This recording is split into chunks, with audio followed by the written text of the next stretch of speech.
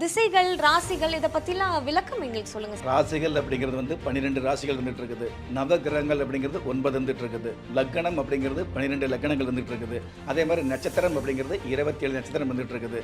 திசைகள் அப்படிங்கிறது வந்து பார்த்தீங்க அப்படின்னா இந்த 9 நவகிரகம் உங்களுடைய வாழ்க்கையில் வந்து ஆதிக்கமாக திசாவாக வந்துட்டு இருக்கும் அல்லது திசா புத்தியாக வந்துட்டு இருக்கும். அதைத்தான்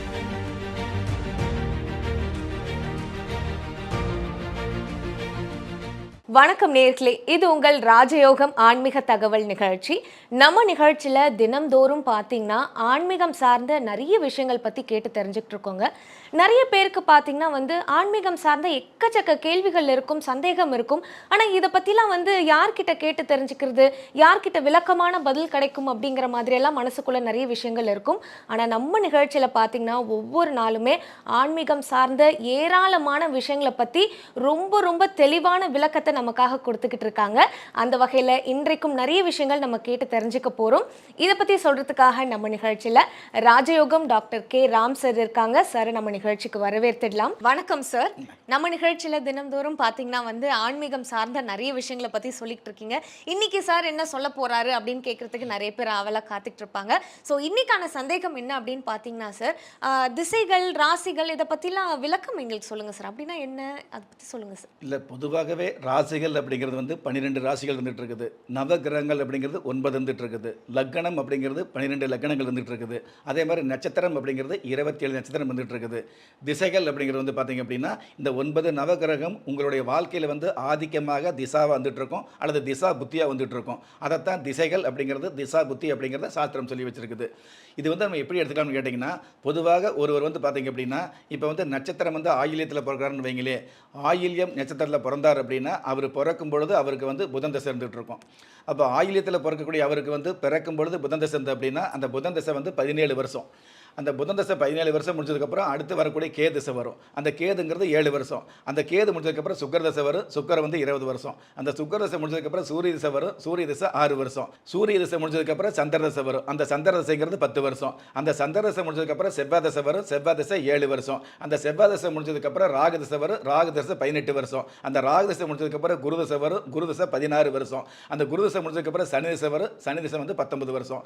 அப்போ இத்தனை வருஷங்களை கூட்டி வரும் பொழுது 120 வருஷம் வரும். ஆனால் அந்த 120 வருஷத்துக்கு இன்றைக்கி யாருமே வாழ்வதில்லை அப்படிங்கிறது ஒரு உண்மையான விஷயம், உண்மை. அந்த வகையில் இந்த 120 வருடங்கள் ஒரு மனுஷனுடைய சராசரி ஆயுள் காலம் அப்படிங்கிறது 120 வருஷம். அந்த 120 வருஷத்துக்குள்ளே வந்து பார்த்திங்கன்னா இந்த 9 நவகிரகங்களும் அவங்களுடைய வாழ்க்கையில் வந்து மிகப்பெரிய ஆதிபத்தியத்தை, ஆதிக்கத்தை எடுத்துக்கிறாங்க அப்படிங்கிறது உண்மையான விஷயம் வந்துட்டு இருக்குது. இதுதான் திசைகள் அப்படிங்கிறது. இந்த திசைகளில் நான் சொல்லக்கூடிய இந்த 9 நவகிரக திசையில் வந்து பார்த்திங்க அப்படின்னா இந்த 9 கிரகங்களுமே அந்த மனுஷாளுக்கு நல்லது பண்ணுமானா நல்லது பண்ணாது, பண்ணவும் முடியாது. அல்லது 9 கிரகங்களுமே ஒருவருக்கு கெட்டது பண்ணுமானா கெட்டது பண்ணாது, பண்ணவும் முடியாது அப்படிங்கிறது பொதுவான பிரபஞ்ச நவகிரக சாஸ்திர விதியாகவே இருந்துட்டு இருக்குது. அப்போ உங்களுடைய ஜாதகத்தில் உங்களுக்கு யோகத்தை கொடுக்கக்கூடிய, வல்லமையை கொடுக்கக்கூடிய அல்லது காசு பண வசதிகளை கொடுக்கக்கூடிய, சொத்து என்ற விஷயத்தை கொடுத்து அதில் வந்து சுகத்தை கொடுக்கக்கூடிய கிரகம் எது அப்படிங்கிறது வந்து உங்கள் ஜாதகத்தை கணிக்கும் பொழுது நிச்சயமாக தெரிஞ்சுக்கலாம். அப்படி யோகத்தை கொடுக்கக்கூடிய கிரகத்தை நம்ம கணிச்சிக்க முடியும். அதாவது இல்லாத ஒரு யோகத்தை எந்த ஜோசியரும், எந்த ஹோமமும், எந்த வழிபாடும் கொண்டு வர முடியாது, எந்த பரிகாரமும் கொண்டு வராதுங்கிறது உண்மை. ஆனால் இருக்கிற யோகத்தை எந்த வயசில் வருங்கிறத கணிக்க முடியும். அதுதான் ஜோதிடம். அந்த ஜோதிடம் அப்படிங்கிற முறையில் உங்களுக்கு மனோதிடத்தை கொடுக்கக்கூடிய ஒரு மிகப்பெரிய அம்சம் தான் வாக்குகளாக வந்துட்டு இருக்கும். அந்த வகையில் உங்களுடைய ஜாதகத்தில் இருக்கிற 9 கிரகங்கள் எந்தெந்த ஸ்தான பலம் வாங்கி வந்திருக்குதோ அந்த ஸ்தானத்துக்கு தகுந்த மாதிரி உங்களுடைய வாழ்க்கையில் வந்து யோக பலனை கொடுத்துக்கிட்டு இருக்கும். அதில் எந்த கிரகம் யோகத்தை கொடுக்குது, எந்த கிரகத்துடைய திசா வந்து எந்த காலத்தில் வருதுன்னு தெரிஞ்சுக்கிட்டு அப்போ அந்த வயசில் நீங்கள் நல்லா இருப்பீங்கிற வந்து உறுதியாக சொல்ல முடியும். சின்ன வயசில் சாதாரணமாக பள்ளிக்கூடம் போயிட்டு இருக்கும் பொழுது வந்து பார்த்திங்கன்னா ஒரு 6வது 7வது படிக்கும் பொழுது அந்த பள்ளிக்கூடத்தில் வந்து வாத்தியார் வருவாங்க இல்லையா, ஒவ்வொரு பாடத்திட்ட முறைக்கு வந்து ஒவ்வொரு வாத்தியார் வருவாங்க. அதில் எந்த வாத்தியார் வந்து எந்த கேள்வி கேட்டாலும் ஒரு பையன் வந்து கை தூக்கி சொல்லுவார். எந்த கேள்வி கேட்டாலும் வாத்தியார் கேள்வி கேட்டு முடிக்கிறதுக்கு முன்னாடி இவர் பதில் சொல்லுவார். இவருக்கு மட்டும் எப்படி பதில் வருது அப்படின்னு எனக்கு ஆச்சரியமாக தந்துட்டு இருக்கோம். என்னால் போட்டி ஓட முடியல. படிப்பு இருந்ததை தவிர்த்து அவ்வளோ தூரம் எனக்கு படிப்பு வரல. ஆனால் இருந்தாலும் அவருக்கு கிடைக்கக்கூடிய அந்த பையனுக்கு கிடைக்கக்கூடிய மதிப்பு மரியாதை வந்து நமக்கு கிடைக்கணும் அப்படிங்கிறதுக்காக வேறு வகையான விளையாட்டு சம்மந்தப்பட்ட கலை சார்ந்த துறைகளில் ஈடுபட்டு அதில் வந்து அந்த பள்ளிக்கூடத்தில் வகுப்பில் மட்டும் முதல் மாணவன் அல்ல, பள்ளிக்கூடத்தில் வந்து முதல் மாணவன் இருக்கக்கூடிய ஒரு மிகப்பெரிய அம்சத்தை வந்து நானாக எடுத்துக்கிட்டேன் என்னுடைய முயற்சியில். ஆனால் அந்த பையன் வந்து பார்த்தீங்கன்னா யார் வந்து எந்த சப்ஜெக்டில் எந்த கேள்வி கேட்டாலும் உடனே சொல்லக்கூடிய அமைப்பு அவருக்கு இருந்துகிட்டு இருக்கும். வாத்தியார் எழுதக்கூடிய அந்த போர்டில் அந்த பையனை கூட ஒரு சில நேரங்கள் எழுதி சொல்லுவாங்க. அதுவே எனக்கு வந்து பார்த்தீங்கன்னா ஒரு ஆதங்கமாக வந்துட்டு இருக்கும். பொறாமையே சொல்ல முடியாது, ஒரு ஆதங்கம் இருக்கணும் இல்லையா? ஆசை மட்டும் இருந்தால் முன்னேற முடியாது, ஆதங்கம் இருந்தால் தான் அடுத்த நிலைக்கு வர முடியுங்கிற விஷயத்தை நான் சொல்ல கடமைப்பட்டிருக்கிறேன். அந்த வகையில் அந்த பையனை வந்து பார்த்தீங்கன்னா எந்த வாத்தியார் மட்டும் இல்லை, எந்த டீச்சர் வந்தாலும் அவர் கண்ணத்தை பிடிச்சி கிள்ளுவாங்க, நல்லா இருப்பின்னு சொல்லுவாங்க. அப்போ வந்து நான் அவருடைய ஜாதகத்தை அப்போவே என்னுடைய குறுக்கு பற்றி யாராக இருந்தாலும் ஜாதகம் பார்த்துக்கிட்டு இருப்பேன். அந்த வகையில் அவர் ஜாதகத்தை பார்க்கும் பொழுது நீ கண்டிப்பாக அவர் வந்து பேங்க்கில் வந்து பெரிய அதிகாரியாக வரப்போகிற அப்படிங்கிற அளவுக்கு எல்லாமே சொல்லியிருந்தாங்க. அக்கௌண்ட்ஸ் சம்மந்தோட விஷயங்களை வந்து அவ்வளவு தீர்க்கமாக சொல்லிட்டு இருப்பார்.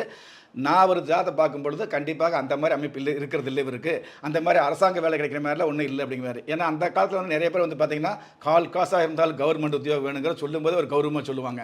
அந்த மாதிரி சொல்லிட்டு இருக்கும்போது நான் வந்து அந்த மாதிரி இல்லைன்னு சொல்லும்போது என்னை வந்து வேறு மாதிரியே பார்க்குறது, இவருக்கு கையால் ஆகலை, ஒன்றும் முடியல, இப்படி சொல்கிறாரு மாதிரி பேசிகிட்டு இருந்தாங்க. பேசுகிற எனக்கு கணக்கு இல்லை. ஏன்னா எனக்கு வந்து ஜாதகங்கிறது உண்மையாங்கிற ஒரு எடுத்துன்னே ஜாதகம் உண்மையை நம்பலை. நான் ஜாதகமே உண்மையாங்கிற விஷயத்தில் நான் எனக்கு நானே கேள்வி கேட்டு ஆராய்ச்சி பண்ணிகிட்டு இருந்தேன். அந்த வகையில் அவர் வந்து கண்டிப்பாக அந்த அளவுக்கு வர முடியாது அப்படிங்கிற அமைப்பில் இருந்துகிட்டு இருந்தது.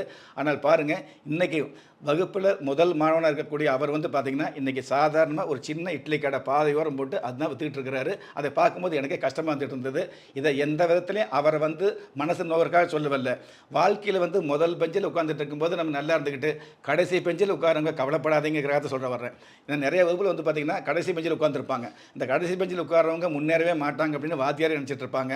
ஆனால் கடைசி பெஞ்சிலுக்கு ஒரு முதல் பெஞ்சில் உட்காந்தவர், அதாவது இருக்கிற வந்து 6 வரிசையில் வந்து கடைசி வரிசைக்கு ஒரு முதல் வரிசையில் ஒருத்தர் உட்காந்துருந்தார்.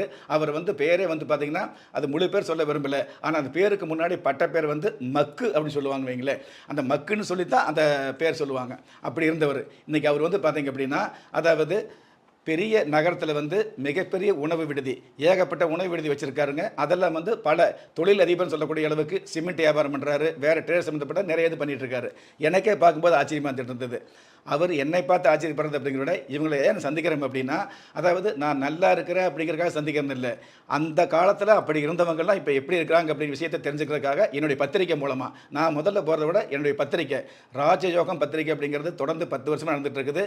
கரோனா காலத்தில் கூட நிறுத்தாமல் செய்யப்பட்ட இந்த பத்திரிக்கையில் வந்து பார்த்திங்கன்னா பத்திரிக்கை மூலமாக பழைய நண்பர்களை சந்திப்பேன். அப்படி சந்திக்கும் போது இவங்களே அப்படி இருக்கிறாங்க அப்படின்னு சொல்ல வர்றேன். இன்னொருவர் வந்து பார்த்திங்க அப்படின்னா பொதுவாக ஒரு மாணவனை வாத்தியார் தான் சொல்லுவார், நல்ல படிப்பு வழினா மாடு மேய்ப்பார் அப்படின்னு. நான் உண்மையாகவே ஒருத்தர் சொல்லியிருந்தேன், என் கூட சக நண்பர்கள் சொல்லியிருந்தேன், அதாவது கண்டிப்பாக நீ மாடு சம்மந்தப்பட்ட விஷயத்தை நீ போவ அப்படின்னு. அவர் என்னை வந்து போட்டியாக பொறாமையாக என்னை வேறு மாதிரி சொன்னார். நீ எருமைதான் மேய்க்கிற, நீ இருக்கிறதுக்கு என்னை மாடு மேய்க்க சொல்கிறியான்னு அவர் விளையாட்டாக கேட்டார், கிண்டலாக கேட்டார். இன்றைக்கி அவர் வந்து நான் ஒரு விஷயமா வந்து ஆஸ்திரேலியா போயிருந்தேன். ஆஸ்திரேலியாவில் மிகப்பெரிய மாட்டு பண்ணையில் வந்து அவர் நிர்வாகத்தில் இருக்கிறார். அப்போ அத்தனை மாடு மேய்க்கிறாரு.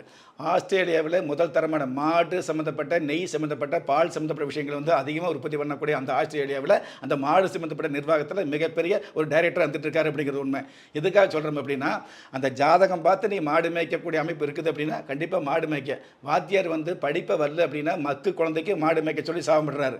ஆனால் ஜாதகத்தில் வந்து பார்க்கும்பொழுது மாடு மேய்க்கக்கூடிய அமைப்பு இருந்தால் மாடு மேய்க்க வேண்டி இருக்குது, ஆடு மேய்க்க வேண்டிய அமைப்பு இருந்தால் ஆடு மேய்க்க வேண்டி இருக்குது அப்படிங்கிறது தெரிஞ்சிக்கக்கூடிய விஷயத்தை நான் சொல்ல வர்றேன். அதனால் ஜாதகத்தில் வந்து திசா புத்தி அப்படிங்கிறது ஒருவருடைய திசா வச்சுக்கிட்டு புத்தியை வச்சுக்கிட்டு சொல்ல முடியும். சொல்லுவாங்க இல்லையா, யாராக இருந்தாலும் சின்ன குழந்தையாக இருக்கும்பொழுது எல்கேஜி படிக்கும்போது, நான் படிக்கும்போது எல்கேஜி கிடையாது, இந்த 1ஆம் வகுப்பு 2ஆம் வகுப்பு படிக்கும்போது குழந்தைகளை கேட்டு பாருங்களேன், நீ பெருசாக என்னாக போகிறேன்னு கேட்டால் நான் டாக்டர் ஆவேன் அப்படிம்பாங்க, இல்லை நான் வந்து இன்ஜினியர் ஆவேன் அப்படிம்பாங்க, நான் வந்து கலெக்டர் ஆவேன் அப்படிம்பாங்க. நான் யாருமே நடிகராகனு சொல்ல மாட்டாங்க, இல்லை வேறு விஷயம் சொல்ல மாட்டாங்க, இதுதான் சொல்லிட்டு இருப்பாங்க.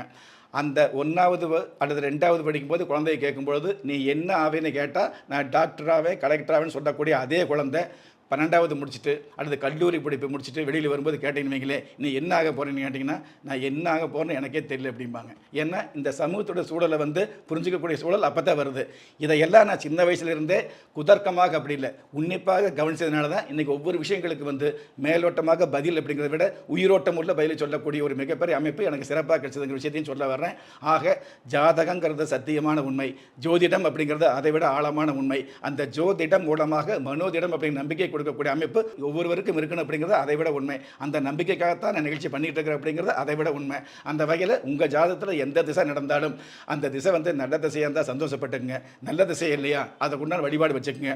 எந்த வகையிலே யாரோ செஞ்ச தப்பு, யாரோ கர்ம வினை உங்களை பாதிக்குது அப்படிங்கிறக்காக கவலைப்படாதீங்க. உங்கள் வினை உங்களை பாதிச்சா கவலைப்படுங்க, அதுலேருந்து திருந்தி வர முடியும். யாரோ செஞ்ச வினைக்கு நீங்கள் கவலைப்பட்டீங்க அப்படின்னா உங்களுடைய வாழ்க்கை வந்து கேள்விக்குறியாயிரும். அப்படி உள்ளவர்களுக்கு குலதெய்வ வழிபாடு எந்த ஒரு பிரச்சனையாக இருந்தாலும் குலதெய்வத்தை வந்து முதல்ல உலகத்தில் எந்த தெய்வமாக இருந்தாலும் சொந்த தெய்வமாக இருக்கக்கூடிய குலதெய்வ வழிபாடு முதல்ல வச்சுங்க. அதுக்கப்புறம் உங்கள் குடும்பத்திலிருந்து மேன்மை கிடைக்கக்கூடியது அல்லது வந்து உங்கள் குடும்பத்தில் ஜாதகத்தில் நல்லது நடக்கக்கூடிய, நல்லது நடக்குதே இல்லையோ நல்லது கிடைக்கிறதுக்கு உண்டான வழிமுறைகளாவது கிடைக்கும். ஒரு ஜாதகத்தில் பரிகாரம் பண்ணணும் அப்படின்னா பரிகாரம் பண்ணக்கூடிய விஷயத்தில் அந்த ஜாதகத்தில் தோஷம் இருக்குது அப்படின்னு தெரிஞ்சுக்கிறதுக்காகவோ அந்த தோஷத்துக்கு பரிகார முறைகளை தெரிஞ்சுக்கிறதுக்கு கூட குலதெய்வம் வந்து உங்களுக்கு உறுதுணையாக இருக்கும் அப்படிங்கிறது உண்மை. சார் நீங்க சொன்ன ஒரு விஷயம் வந்து ரொம்ப ரொம்ப நல்லா இருந்தது சார் கேட்கறதுக்கு. ஏன்னா அப்போல்லாம் டீச்சரோ இல்லை இப்போ கூட சொல்றாங்க மாடு மேய்க்க தான் நீலாம் லாக்கி அப்படின்னு. ஆனா மாடு மேய்க்கிறதே நல்ல உயர்தலமா இருக்கிறது அப்படிங்கறத நீங்க சொன்ன கதையில இருந்து நாங்க தெரிஞ்சுக்கிட்டோம். ஸோ நிறைய விஷயங்கள் எங்களுக்காக இன்னைக்கு சொன்னீங்க, அதுக்காக ரொம்ப ரொம்ப நன்றிங்க சார். நம்ம நிகழ்ச்சியை பார்த்துட்டு இருக்க உங்களில் நிறைய பேருக்கு உங்களுடைய சொந்த ஜாதகத்தை பற்றி கேட்டு தெரிஞ்சுக்கணும் அப்படின்னு சொல்லிட்டு நிறையவே ஆசை இருக்குங்க. அந்த மாதிரி விருப்பம் இருக்கிறவங்க நம்ம ஸ்க்ரீனில் ஸ்க்ராலிங் ஆகிட்டு இருக்க 2 நம்பருக்கும் நீங்கள் கால் பண்ணி அப்பாயின்மெண்ட் வாங்கிக்கலாம். சார்கிட்ட பேசணும்னாலும் இந்த நம்பருக்கு கால் பண்ணி நீங்கள் அப்பாயின்மெண்ட் வாங்கிக்கலாம். மற்றபடி ஆன்மீகம் சார்ந்த பொதுவான கேள்விகள் ஏதாவது உங்களுக்கு இருந்தது அப்படின்னு பார்த்தீங்கன்னா நம்ம ராஜயோகம் யூடியூப் சேனலில் உங்களுடைய எல்லா விதமான சந்தேகங்களுக்கும் பதில் இருக்குங்க. ஸோ நீங்கள் நம்ம ராஜயோகம் யூடியூப் சேனலில் போய் எந்த விதமான டவுட் இருந்தாலும் நீங்கள் போய் அதில் பார்த்து தெரிஞ்சுக்கலாம். நம்ம ராஜயோகம் சேனலை லைக் பண்ணி ஷேர் பண்ணி சப்ஸ்கிரைப் பண்ணி வச்சுக்கோங்க. மீண்டும் அடுத்த நிகழ்ச்சியில் சந்திக்கலாம். அதுவரை நன்றி, வணக்கம்.